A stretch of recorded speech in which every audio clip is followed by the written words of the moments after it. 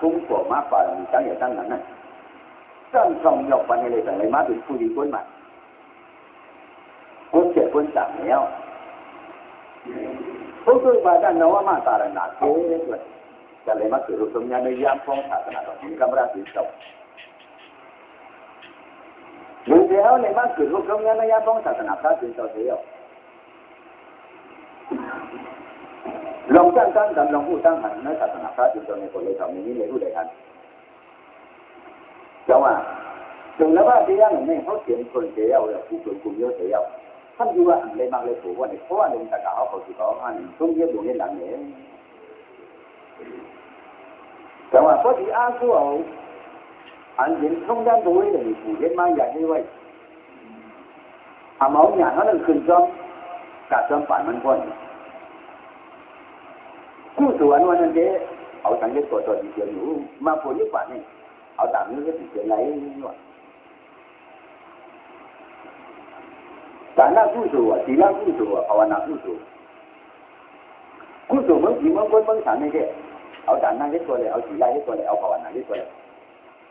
แต่มันไม่จริงๆอ่ะวิบากไหนไหลวิบากไหนไหลเพราะทั้งว่าอันเชี่ยงเอากรรมเอาจุดอาสุเอาการปริยัติการปฏิบัติว่าไหนวิบากไหลก็เพราะฉะนั้นเขาเกิดกับตรงนี้ในยามของศาสนาพระจึงเจ้าเนี่ยว่าดีมาวนแต่ใครเป็นอันอธิพุทธิจารย์เขาคนมันอันนั้นมันเป็นการตันตราอันนั้นมันเป็นการนอนเพราะว่าพวกน้องยิงคนก็คือมันนำหนาละ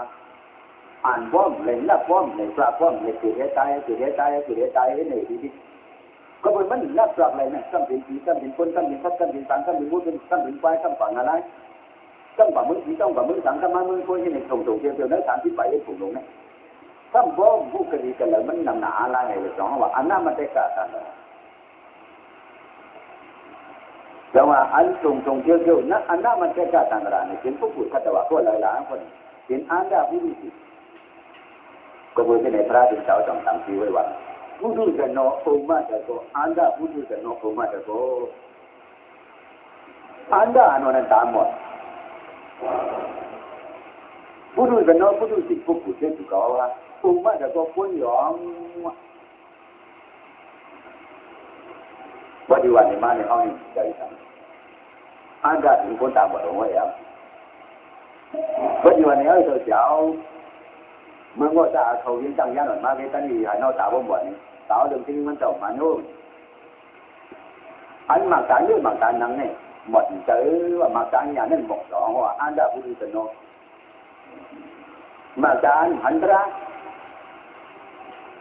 มาการผู้ตระมาการผู้ที่จัตระmaka bukan Afrika temu Wasiana Hawa maka mod makanyaនឹងមកវិញក៏ makanya នឹងមកវិញទៅហៅថាអន្តពុទ្ធសិនពុទ្ធសិននោះមកដែរក៏ពុទ្ធសិនคนอย่างคนมาว่ะถ้ามีก็ได้ล่ะแล้วสิ่งที่เมืองกันอย่างเนี่ยคนอย่างแบบนี้ก็จะมาเอาอย่างที่อะไรล่ะอันหยองนี่เลยยุ่งพูดยุ่งนี่เลยไปคนไปเอานั่นท่านคนหยองเยอะหรือทางมันผู้ดูสิ่งคนหยองเยอะหรือทางมันผู้ดูสิ่งคนหยองอันวันไหนเป็นตัวเขาอันไม่แล้วสังสารในโลกอ่ะอันอย่างเจอเลยโจทย์อันผู้เจอเลยหมอฮะอันฟองเลี้ยงเลยหมอหยองกับมาเมืองสีอย่างดีดูกับมาเมืองคนอย่างดีดูกับมาเมืองทางดูดูอย่างนั้นเราก็ทางที่ไปถึงในตรงเที่ยวกว่ามาไว้เดี๋ยวก่อนอันเพราะว่านี่เลยเพราะว่านี่ย่องดูกันนะลายดูกันเพราะว่าฉันไม่เคยนี่ก็ช่วยดูจะสาวเขากับลูกนึงเมืองหนึ่งกว่าเมืองนึงลูกทีนึงกว่าอยู่ทีนึงลูกทีนึงค่ายทีนึงเหตุการณ์อันนึงไปทางสุขกว่าเมืองเหตุการณ์นึงจากอันนึงไปเห็นกว่าเมืองจากอันนึงเดินหาเดินเล็ดเดินจากเดินฟ้องเล่นท้ายอยู่ในโลกาหลุมที่ไหนมาหัวเมืองตัวหางเมืองอันอยู่เมืองเหนือมาเมืองแต่อันหนึ่งเมืองแต่กว่าเมืองเหนือตรงเที่ยวในเมืองมันเมืองใต้หลวงเขาในจังหวัดส่วน เดี๋ยวหัวมึงขามึงเสียลงในพื้นที่เดี๋ยวไว้อันเขาเดี๋ยวที่หนึ่งเดี๋ยวก็พื้นที่ทั้งก็พื้นล้อผ้าลงเขายิ้มเจออะไรป้อเลยก็พื้นกันหนาลงเขายิ้มเจอป้อเลยสุดท้ายไม่เอาเขาถึงคนหยองคนใหม่เลยย้อนอยู่ในโลกันเล่นพระถึงต่อทางที่ไว้ว่าบุรุษจะนอโอมาแต่ก็บุรุษจะนอบุรุษที่ถูกโอมาแต่ก็มาคนหยองแต่ว่าเขาเนี่ยอันนั้นมันเป็นการตราตรงนี้ที่มาคนตามมาคนนี้คนหยองคนนี้นำเนี่ยยาวแล้วกันน้ำมูจากไหนเนี่ยเขาเนี่ยคิดทางหนาจึงทำจางของม้วนพ้นเลยจึงทำจางเลยมักเลยผู้ไรพระจึงจะเอาว่าแล้วถ้าผู้ที่ที่ไหนป้อมผู้มันจะตัดเสียนี่เจ้จะตีเลยถูกเจียวที่ไหนดีเดียวผู้ที่ถูกเขาเนี่ยป้อมผู้จะขนาดพิจารณาสมุปบาทตัวไหนจะตีเลยถูกเจียวที่ไหนถึงคนหยองคนมาคนตามหมดตาเก้าที่ไหนดีเดียวจังว่าเนื้อกับอันเขามาถึงคนเนี่ยเลยผู้มึงตัวหังมึงเลยเดียวกันเพราะว่าอาจารย์สักกูฝันกูเพราะว่ากูเนี้ยที่ตาวเริงดายามาทุติยานิมานาละติปรานิมิดาวะเจ้าวะติมึงที่เขาผูกแล้วอันเขาเจ้าหนีอันเขาพอหนีอันเขาเจียหนีเมื่อสังเท้าผูกอันเขาพอหนีอันเขาเจียหนีอันเขาเจ้าหนีอาเบตีผูกอันเขาพออันเขาเจ้าหนีเดินมาผูกโยมแล้วเดี๋ยวเจ้าหมูหมาวัวไก่ที่ขัดที่จับเดินมาแล้วคนอันโยคนฝันคนมีคนสติใส่เกิดถึงเกิดคนจะใครผ้าผูกเดินมาผูกโยมแล้วเนื้อโลกาสันที่ไปได้ผูกลงไหนอันเป็นอย่างนี้อันเขาไปเขียนนี่อย่างนั้นจ้ะอันเขาไปเขียนในโซดาบันตระต่างอนาคตอย่างนั้นจ้ะอันเขาไปเขียนในนี้ผู้กุศลโยในด้วยเดินเดินนั่นเขียนมาผู้เดียวเขียนคนหนึ่งก็อันว่าเขียนอย่างนั้นว่านั่นนี้เวลาทำหมูเลยต้องเนี่ยเพราะว่าหลวงพ่อนี่มันเยอะมันกว่ามันนั่นอย่างนี้แล้วแต่ว่าเขียนมาคนเพราะว่าจะไม่อยากเจอเรื่องคำบอกใครเป็นใครที่คำบอกใครเป็นผูกเกิดคำเป็นใครเป็นผูกเกิดไว้ซะคำเป็นใครคำบอกใครเป็นไข่บ้าขนเมืองคำบอกใครเป็นขนสีขนช้างใครจะอย่างมาอันนิ้วกาวหมูที่กาวหมูร้านกาวหมูปัตตานีจุดนั้นจำเปิดจำมองจำใครเลยที่ดีเพราะว่าสัมปติเพราะว่าสัมปติเพราะว่าสัมปติจำใครเลยเพราะว่านี่เพราะว่านี่เพราะว่าสัมปติจำใครเลยที่อิ่มอันนึงยอดช้ำตาอันนึงทุกในอุ่นจังอิ่มจังเฉยๆบอกจำเปิดจำมองจำตาจำใครเลยที่ยินเลยอันเจนเนี่ยอันเลยเนี่ยเจนมาถูกยิ้วเลยมาปุ่นเลยก็เลยจะไหนจังว่าอันนั้นจ่าหิมาในโลกาโลกเนี่ยมันถึงการเนื้ออันนั้นรถยาพระติเจ้าในคนใจไปว่าก่อนเนาะอาจจะสิ่งคนยืนก็อุปมามันแต่กล่าวเขาคนอุปมาเที่ยวอะไรนะแต่กล่าวลงเอาวิปัสสนาเสียอุลาเฉยไว้มันก็เปลี่ยนคนก็หนึ่งเป็นผู้ประมาณมันเหมือนเสียลงแล้วผู้ได้เสียเสียงคนมาในตั้งถึงนี้การที่นี้วันเดี๋ยวมือปานพระถึงเจ้าก็จะว่าเราก็ถึงมากกว่าแต่มากพระถึงเจ้านี่แต่เขานั้นเลยเห็นมาเพราะว่าอันนิ้วขันขาอันนิ้วอยู่หนักอันนิ้วเนี่ยแต่เพราะว่าอันนิ้วขันขาอันนิ้วจัดอันนิ้วฝันอันนิ้วเกิดมาตายมาเกิดมาตายมาเกิดมาตั้งมานี่เพราะว่าฟองเนี่ยมันนำกายเนื้อนี่ควรเนื้อกาวงทางพระที่เจ้าก็จะบ้าเลยปวดมาในกุยลูกอันตายกว่านั้นสุดอันตายกว่านั้นจะกล่าวกินคนอยู่ก็นั่นแต่ว่าเอาวงเอาหายในเล็กที่พร้อมช่วยกูจะเดี๋ยวมือปานพระที่เจ้ากัดสะบะตัวถึงมาในกวดมาพระที่เจ้ากว้าง quang lưu dũng ta cảo họ nên sang ta cảo u là chuyện chỉ giờ má tại đi quanh chỉ giờ tàn loại quỳ phụ la đó loại quỳ phụ la loại quỳ phụ la nó nên sáng giờ đó quang như cái là quanh loại luôn nàyคนอันนี้ยังกินยังมีดีงามๆเลยไปกินข้าวตั้ง4 วันแต่ที่เจ้าคิดมันไปลงข้าวตั้ง4 วันแต่ที่เจ้าแต่มันกินมันตัวกองดูตรงไหนดีใหญ่ฐานหน้าเอาดีใหญ่ฐานหน้าดีใหญ่แต่ที่มันกูใหญ่มากcuối cùngใจก็มาตะกะอุระสู่ไปได้เรียนสูงเก่ามากกูก็อย่างทั้งวันดูวันเขาเล่าเขาในทำโรงอาหารอาจจะทิ้งคนหนึ่งก็ในวันเอาเชื่อความสมที่ไว้เมื่อขนาดที่คนเชื่อไว้ขนาดต่างเชื่อไว้ขนาดคนเชื่อไว้ขนาดหมู่หมาหัวไปเชื่อไว้ก้าถึงขนาดก้าที่ยิ่งหนักมันเมื่อเจ็บเมื่อจังเชื่อไว้ย้อนบนอันนี้ดูไว้ก่อนที่เยอะจังเลยลงวิบุญละอันขึ้นข้าวตั้ง4 วันลงข้าวตั้ง4 วันนั่นเองตั้งเยอะตั้งถูกไหมกองดุจริงก็มีคนแต่ว่า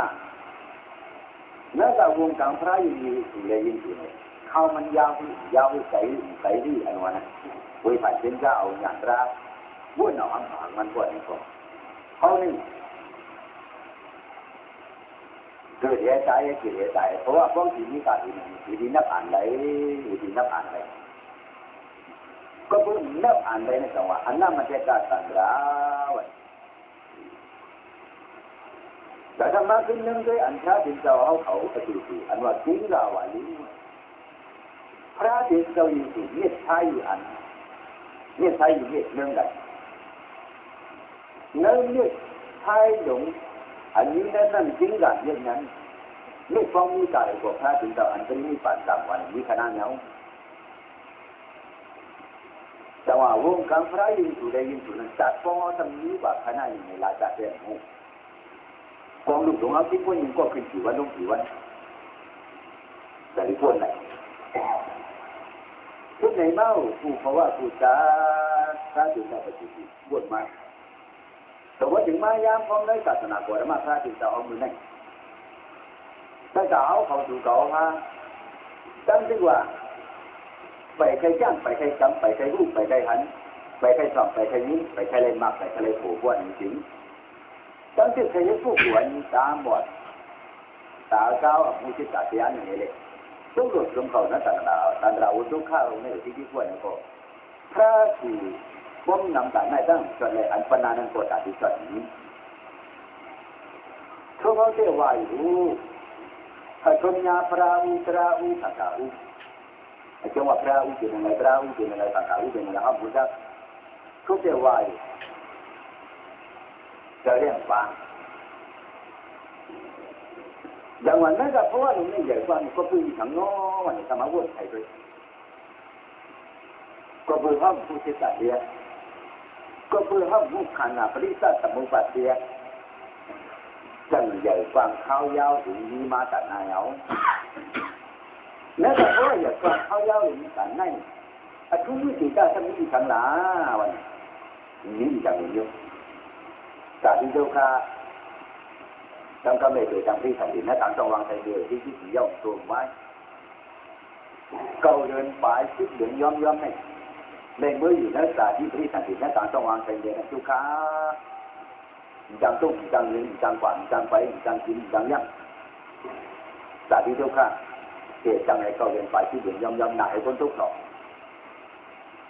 มีดีจบมีดีก็ดีมีดีช้ำสักถึงที่เกิดความมาเอาวิธีโยนมีช่างตัดให้กินก่อนจางละให้นอนก่อนจางละโค้งก่อนจางละใกล้ก่อนจางละโค้งก่อนจางตื่นใกล้ก่อนจางย้ายคุณมีจำโลภะให้กินให้โตชะว่าไม่กินทำไมอย่างนี้เนี่ยคุณเกี่ยงต่อร้องไงอย่างนี้เนี่ยคุณเนี่ยก็เป็นหัวเขียนจากหลวงปู่ทุกครั้งเราแต่ว่าอย่างมาเขียนมาคือมาสมมติถึงมาวัดมันเนี่ยผมบอกข้างหน้าบ่สอนชูบ้องมังกรบ้องหวานเนี่ยอาทิตย์ครั้งต่างนี้คุณเย็ดคุณหาคุณจับคุณฟ้องคุณกล้าคุณขายคุณเย็ดอะไรเย็นเน่าอาทิตย์เลยครั้งต่างอาทิตย์เลยเย็นเจอดีเจอดีกลางวันชุกเลยจังหวะมาเฮิร์นเฮิร์น วัตถุเลยอดุโลภะจะหนาโลภะหลงเขาใจกินที่นั่นใจตาที่ไทยยืมันใจกางวันตรงนั้นตั้งเสียดายก่อนกลุ่มเฮตุที่ข่าวที่นี้ที่มีอะไรช่างขันที่ว่าพวกอันก็อันขายในที่ไรช่างขันเนี่ยกูมันขายว่ากูมันขายอะไรว่ากูมันเน่าว่ากูมันหนอนว่ากูมันชุ่มอ่ะทุกอย่างไม่ใจอยู่เว้ยนี่ที่ช่างขันสมมติเห็นมาวันเหมือนนี่ผู้บริหารหน้าเพื่อสอนจ่าพมูจูพมังนี่นี่ที่ช่างขันก็จึงเห็นใจเฉพาะตลาดทุกข์อย่างนี้ทุกข์แต่ถ้าเอาเก็บความมาในเมื่อไรช่างขันนี่ก็หมูไข่กำจองเจนกำเขียนวัดกำเขียนหนาวกำเขียนอ่านกำเขียนเกิดเขียนพ่อกำเขียนผูกเขียนแขนกำเขียนนิดเขียนเงินเพราะว่าอาผู้ส่วนเป็นจำว่าในเป็นผู้เป็นอาหูหนุกตามบทที่นั่งมือพุทธเพราะว่าอันในชั้นต่างนี้ถ้ามาอิงลาในขณะที่ส่งเขียนช่วงนี้ก็เป็นผู้เป็นแขนรอดเป็นใครเป็นหนาวรอดเป็นที่เป็นแขนรอดผู้ใครใจก็รอดเป็นที่ยาสองคนรอดคุณเป็นโยกะอันนี้ก็มีอันนึงก็มีจ้าที่เพราะว่านี่ก็มาเอายาลงเฮ่เลยว่าก็มาเอาอันนั้นเฮ่เลยว่าเอาในกายว่าอันในกำเนี่ยว่ามูเมียมันเอาขาดลงนึงอันนี้มันก็ติดได้มันเนี่ยนี่จากมันเมียวเอาเจนลงเฮ่เอาอ้างลงเฮ่เอายาลงเฮ่เอาน้ำมันลงเฮ่ที่ลงเฮ่เป็นหมอยาลงเฮ่อันเมียวที่ยาเพราะความจังหวะหรือทำว่ายาแต่เนี่ยแต่เรื่องทั้งเรื่องยาที่เราโยกะได้แสนเยอะนั่งอยู่นี่บุญยามันได้แสนเป็นเนี่ยตัวต้นใหม่ให้อะไรเขาในยาโจมบางยิ่งเช่นบางในตามเนี่ยยาตามมุ้ยเช่นโมในยาที่เช่นเดียวในยาหุ่มบอกว่าในพระหนาวข้าวพวกเขาจุดกลุ่มเชื่อกันเรียนกันขายที่ไปทำมันเสียเดี๋ยวอะไรไม่ได้เห็นทุกข้าหลงนอนอันเอาอยู่มาในโลกกันไว้บ่ายไว้มาโตกะทุกข์บริสุทธิ์ว่าทุกข์อุบายาตาทุกข์โตกะทุกข์เกิดไม่ใจสำคัญทุกข์เจ้าก็พอหามันคนหนึ่งทุกข์เกิดไม่ใจความหนุ่มความหลุดความนั่งความเจ้าความผู้ความดีความผิดความนอกพอหามันคนหนึ่งทุกข์เกิดไม่ใจความหน้าการตั้งที่ผู้จัดที่จริงคำพอคนหนึ่งปริสีว่าทั้งสิ่งน้ำตาคนทุกคนเกิดเขาให้ซ้ำมาให้ซ้ำเขาสีซ้ำมาสีซ้ำเขาไม่ซ้ำมาไม่ซ้ำเขาวิธีการเรียนบอกนาเบาวินาเบาเขาตายผ่านเมื่อตายผ่านเขาสัมผัสที่เดียวสัมผัสตายในที่ตายนอนก่อนตายละตายนอนก่อนผ่านละถ้าถึงน้ำมูน้ำตาเป็นทุกข์เป็นอะไรเป็นให้เป็นสีนี้ก็เลยช่างผ่านเฉพาะตัวนี้ก็แต่ว่าเนี่ยตั้งแต่เขาให้กวยหลังลุกเดียาวกวยเขากันมาย้อนเสียงคนทุกเสียงคนอยู่ว่าที่ได้ยินเสียงยังอยู่ว่าเพื่อนที่เขาถือเจ้ามือไว้เคยตายไหมอ่ะเป็นผู้ห้ามฝ่าพวกนี้หาหมอผู้ห้ามฝ่าพวกนี้เกิดที่เดียวดีเบาเกิดมองดีเบายี่กองดีเบาผู้ตั้งใหญ่ตั้งนำคนทั้งห้องสวยดีเบาบอกมันเลยจะไม่เลยผ่าที่ผ่าผัดเพื่อผ่าที่ผ่านนอกผ่าเจ้าผ่าผู้ผ่าผู้จัดที่ที่เขาใครขึ้นในขึ้นใครเจ็บใครตั้งคนเลยตั้งใครวางคนเลยวางเนี่ยนี่ในถึงทุกข์สัพพะตราหรือมันว่าจังหวะเพราะว่าผีก็เปลี่ยนไหนเพราะว่าพ้นก็เปลี่ยนไหนเพราะว่าชัดก็เปลี่ยนไหนเพราะว่าต่างก็เปลี่ยนไหนแล้ววันเพราะว่าใหญ่กว้างข้าวยาวต่างในนี่เพราะว่าอันใดเลยช้ำต่างนี้เพราะว่าอันใดเลยช้ำต่างนี้การอันนี้ดูอันนี้เย้าอันนี้สร้างป่วยอันนี้สร้างพระกอบเงินกอบคำกอบเงินกอบยี่กอบลูกกอบหลานคำจริงคำมือเพื่อนทำตราอันไว้ก็ข้าหูพวทางงาพวต่อจึงต่างอะไรขอบจึงเปิดขอจ้างออกกันแบบนี้เนี่ยว่าตัวการเดินและเดินม้วนกันที่ก่อนนอนกันนอนเชื่อไม่ตั้งที่ว่าอันนั่นว่าอันไหนว่าผู้ใครว่าใส่เสื้อว่ามองอันนี้ปีเลี้ยยิ่งเลยเอาที่ปีหลังใครมาสร้างเฮชนะใส่กินหานั่นเดียวผู้ใครต่างๆคนลูกฝ่ายหรือไม่ต่างๆคนลูกฝ่ายจิงเจ้กว่าปารังเจ้าฝ่ายต้องแจ้งกว่าปารังแจ้งฝ่ายตาพึงตามูกว่าปารังตาพึงตามูฝ่ายเพราะว่าการฝ่ายจ้องได้วางหันตาเพราะอยู่เรื่องนี้ได้ใช้การที่ดีถ่ายได้หันอยู่ยิด เช่นใดคิดว่าดีกว่าน้ำหมาเอาหมุนแจ่มผ่านว่าสอนตราเด่นยินดีว่าพ่อเชียงไห้ลูกเชียงไห้หลานเด่นยินชุดพ่อเชียงฟ้องเชียงหลานเด่นยินชุดก็เบอร์จะในพระที่จะวิธีชดเอาเลยวิธีชดเอาเลยชดละเขาทำนี้จริงว่าเวลาอะไรนี่ที่ยาพระที่จะปกป้องฟังนั่งเมื่อลงที่ยุ่งนั่งที่ตัวกำก่อนหน่อยจังเว้ยกันที่เหลือยามันอะไรจะบางของอะไรหนองหางหรืออะไรมือต้นเจ้าอะไรเขานี่ฝ่ายทำให้จริงย้อนเขาตัวมาทำตราวิหารจังหวัดกันในคำที่ว่าฝ่ายสมัยนี้ที่ยาเนี่ยอยากถูกไว้ตัวตราเป็นใครสอนตราดอกพระดินเจ้าถูกนึงเลยถูกนึงมันต่างเพื่อนกันจังบางถูกหัวมากกว่าเหมือนไหนอ่ะเสียงถูกหัวมากกว่าเหมือนไหนอ่ะมือถูกแขนถูกหัวมากกว่าเหมือนไหนก็ยาวเป็นตราอันเดียวอ่ะเดือนที่จัดสีฟ้าเนี่ยจะห้อยทางแจงไว้ก็เลยเป็นอย่างไหนเนื้อย้ำเขาแต่เดี๋ยวในหามาเกิดรูปสมยันในศาสนาพระจึงเจ้าดูเลยลูกเจ้าเชี่ยวสิ่งนี้เลยแต่นั้นความด่วนเอาว่าจึงสามารถจะเอาเมลูกหลานเลี้ยงตื่นนั้นมาลูกสาวเขากันทั้งใจชดกันพระที่เจ้าจะมาชดสมัครอะไรเราเอากันทั้งใจกันมาชดยังกำวายอยู่มาชดเอาเมลูกหลานเลี้ยงตื่นพวกพระที่เจ้าหามาชดเด็กก็ทำอะไรกลุ่มเล่นในอยู่ที่อันนั้นมาได้การต่างๆก็เบอร์ที่ไหนยามของเขามาสู่ตรงนี้ในศาสนาพระที่เขาเนี่ยดีหงดีส้มดีทุกเจ้าเชี่ยวติดเนี่ยเลยดีติดดีปั่นดีอ่อนกันข้าใจเชี่ยวตาเท่ๆก็เบอร์ที่ฉันวันในพระที่เจ้าผู้ประมาทเจ้าไว้อันนั้นเลยมาสู่ตรงนี้ในศาสนาพระที่เขาเนี่ยถูกแล้วว่าเสียติดตัวนี้เลยเลยมาสอนมาเงินพระตัวพระสินเจ้านี่อุปมามันเจ้าหลวงตัวหนึ่งนั่นตามันสั้นหมดอาชามันสั้นยาวอ่านคำผามันตาสั้นหมดปากสีเมืองพวกไหนการที่ปอกมาเหนือผิวน้ำเป็นปอกนั่นสมุทรานวลนั่นกว้างนี้ทำอันนี้ยิ้มอันนี้ปื้นมาดีเด็กมันดึกกระเด็ก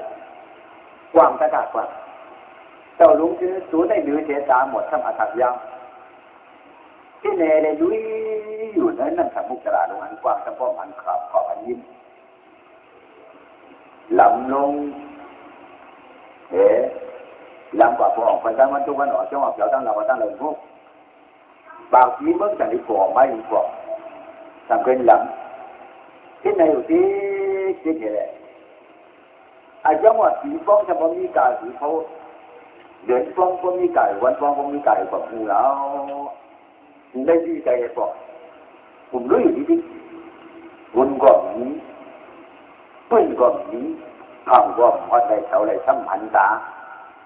ไอ้จังหวัดตั้งแต่ที่ตั้งตัวตั้งออกตั้งแต่นี้ฝั่งตั้งแต่ใจฝั่งจำฝั่งฉันยิ่งเห็นผัน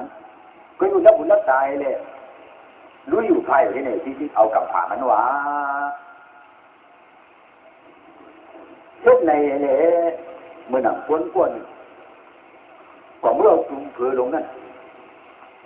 ไหวลงนั่งว่าจุ่มเผือลงนั่นจังไหลลงว่านั่นเลี้ยวเนี่ยว่าเมื่อแถวนั่นอย่างไรนั่นเตี๋ยวลูกเรานั่นเกี่ยวอะไรทำฝ่ายชุนนั่นปังไหลลูกนั่นปังไหลแต่ทำฝ่ายชุนนั่นสมุทราไหลขึ้นไหลวันเอาปีเอาเดือนวันดูมือลงได้ไหลลงไป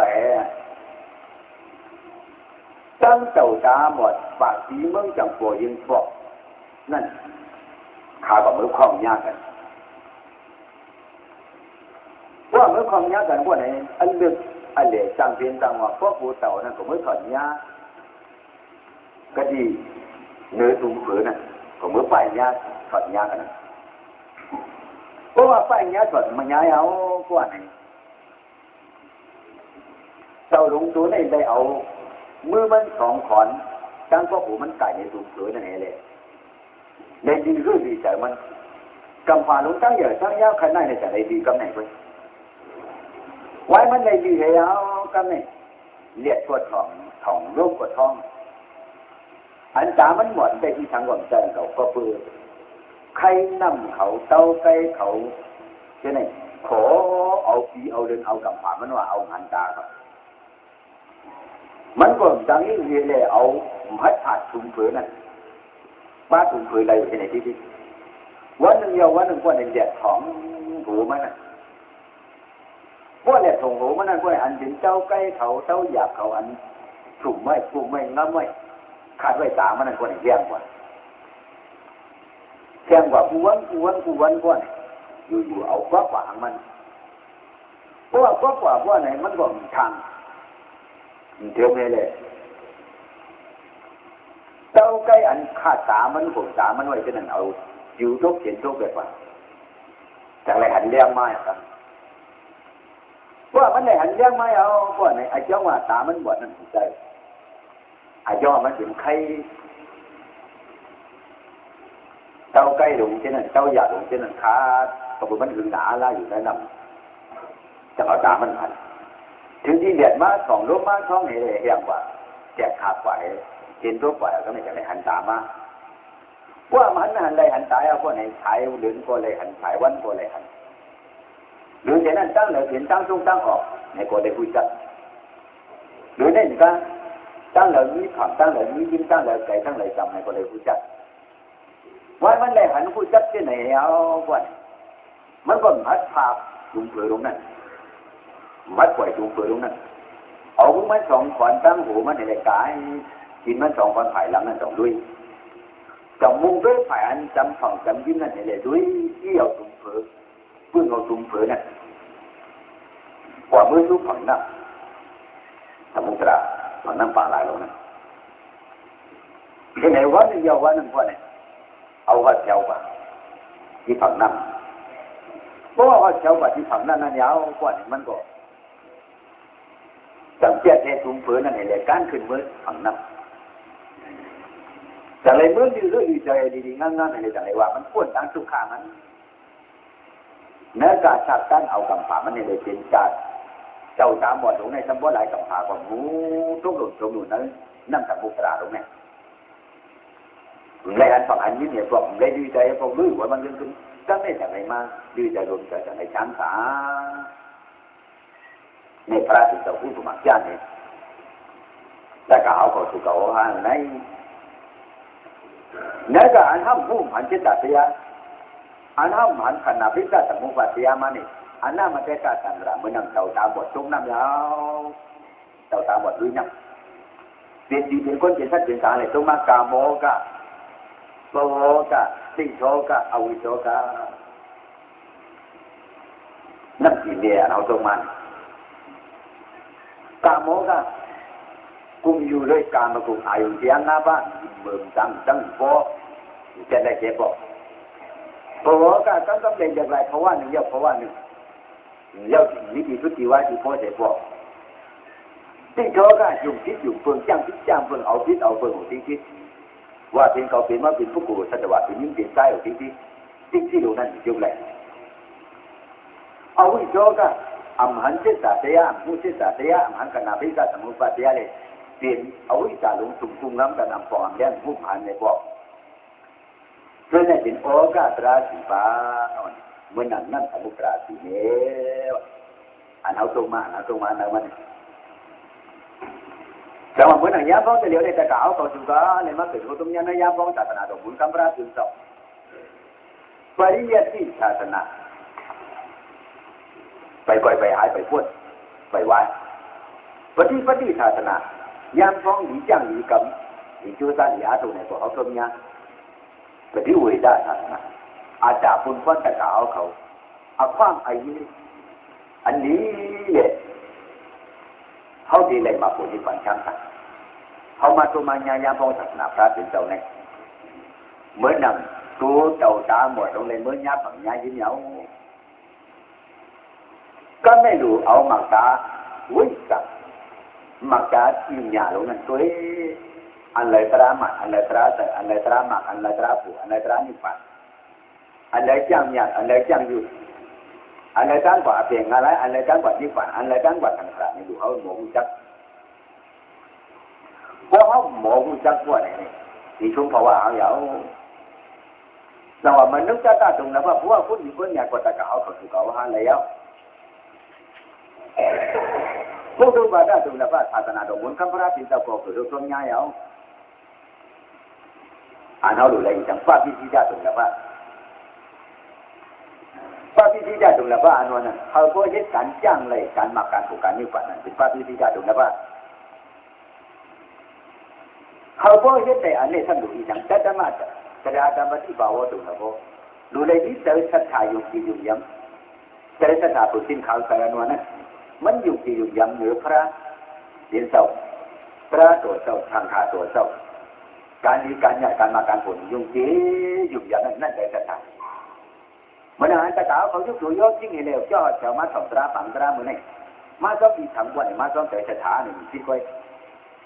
เพราะใจศรัทธายุ่งจีตราเนี่ยมีบ่อยเจ้อันนี้ก็จะเป็นเนื้อสิ่งที่เรียนจังยันตรงนี้มันจังมีจังอยู่จังนั่งอยู่ค่อยอันนี้นั่นเนี่ยมีใจศรัทธาในคนใจเขาศรัทธาไปคุยศรัทธาไปฟังศรัทธาไปย่างก็ปืนหนึ่งข้างอายุไปทานในก็ดีเลยว่าปืนหนึ่งไปดูไปกันในก็ดีเลยว่าปืนเวลาอะไรว่าแถวมาเนี่ยก็ปืนอีสังยอดอีสังวันเพราะว่าวนใครได้วนในเป็นตุลภาพที่ยาวอ่อนมาใจศรัทธายุ่งกี่โอกี่โอตระดอกขาติดเจ้าวะกี่โอตระเนี่ยด้านนี้ฝันว่าเนี่ยเจ้ายุ่งกี่นั่นเป็นใจศรัทธาเอาก็คือใจศรัทธานั่นจึงโดนในสองวัดแถวมาเอาก็เนี่ยว่าแถวมาเอาคนไหนจะมาเจ้าวันน่ะอดีตตุลภาพพระจุลกองในจังได้เข้าหูเข้าใจเอาทั้งสามวันพอได้เข้าถึงบ้านนี้ถึงใจสถานนี้เพราะใจสถานนี้ก่อนพอได้เข้าถึงพอได้เข้าถึงบ้านในจุลกองตระนี่ได้ทำในนี้เนาะมันเป็นตัวไหนจังหวะจะได้ทำมาที่บ่าวตัดมาตะวันน่ะอดีตตุลภาพตัดมาตะวันใครเลยว่าเลยทำในนี้จุลกองตระอันนั้นผมจะขอในตราคนอยู่เฉยตราคนให้แต่ตราคนอยู่เฉยตราจุดของมันวันนั้นเป็นพระยานดักเขาเจ้าอริยะเขาเจ้าอันเจ้าสังฆาเขาเจ้าโหจะไหนก่อน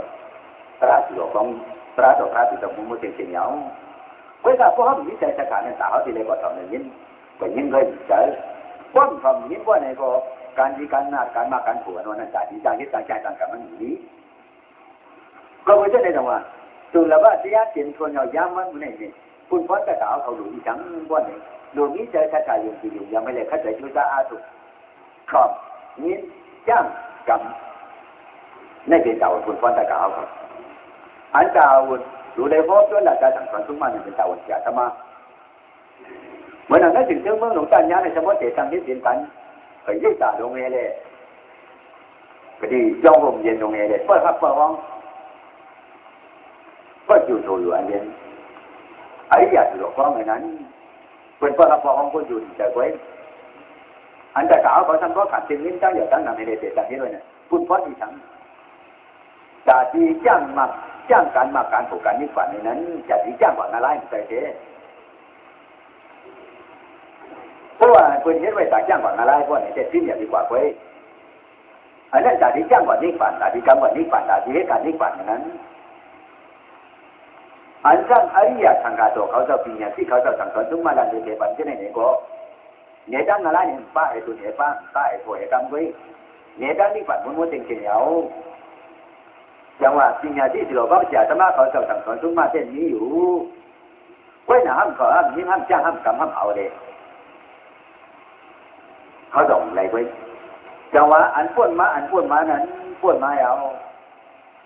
อันนี้ผมยิ่งชอบเนี่ยถ่ายอย่างนี้แต่ผมชอบนั่นเพราะว่าจะเขาฮะนี่เมื่อนำไว้เขานี่จะเก่าเขาเมื่อนำเจ้าตามหมดลง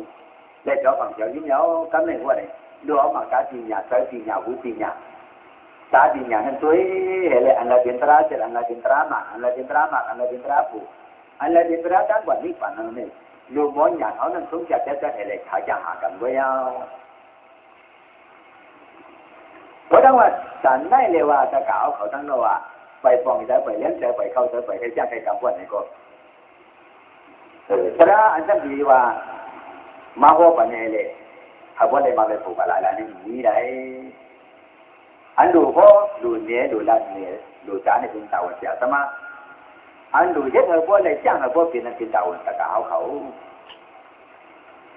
เราไปจะได้พระเป็นเต่าพ่อต่อหมวยที่การทุกข์ตามกองกันนั่นห้อยเป็นขอยพวกนี้คุณฟันสู่เขาฮะพระเป็นเต่าปรินิพพานตามกว่านี่ก็เพื่อมันไปช็อตไปโบดไว้ตั้งขึ้นจากไม่ยืดครึ่งวันนี้ถ้าที่จังเดียวที่ปุ่มดีแค่นั้นยังขึ้นด้วยเอาว่าครึ่งหนึ่งไว้ขึ้นด้วยครึ่งหนึ่งกว่าดินผู้ปู่ที่เลยล่ะขึ้นด้วยครึ่งหนึ่งในกว่าดินผู้ปู่อันเกิดของทรงยานในยามของศาสนาดอกพระดินเจ้าเลยผู้ปู่อันเลยทำในยินพระมาทิตาเสียนั่นเหนียววันเช่นเราอยู่มาฟังเอาแม้แต่ในข้อฝั่งมันนั่งนั่งนาเสียกำลังเพราะว่าไข่ปลาตะลางมันโกเพราะว่าไข่ปลาตะลางมันโกถ้าจะว่าไข่ปลาได้ก่อนจังนี้หรือมึงเจ้าก่อนจังหากับมาตะเกาเขาตีเลยกว่าได้ก่อนจังหวะเนาะจังหวะนี้ผมมีจุดจะมาว่าสุรสมยันในศาสนาเดียวกันจึงจะไม่ได้เด้เพราะว่าเขาจะยุ่งยากเพราะในที่สุดปัจจุบันแต่ในปีนี้ปีนี้มันว่าเนี่ยตัวดาบปฏิมาตัวดาบปฏิโกตัวดาบปัจจุบันเนี่ยจะกิเลสอยู่อามันร้อยเอาจังหวะตาดีเดียนตัวดาบปัจจุบันในทิ้งกามันก็นำไว้มันนั่งเจ้าเจ้าดงอุ้ยมาละโมก็อุ้ยมาแต่หนาอุ้ย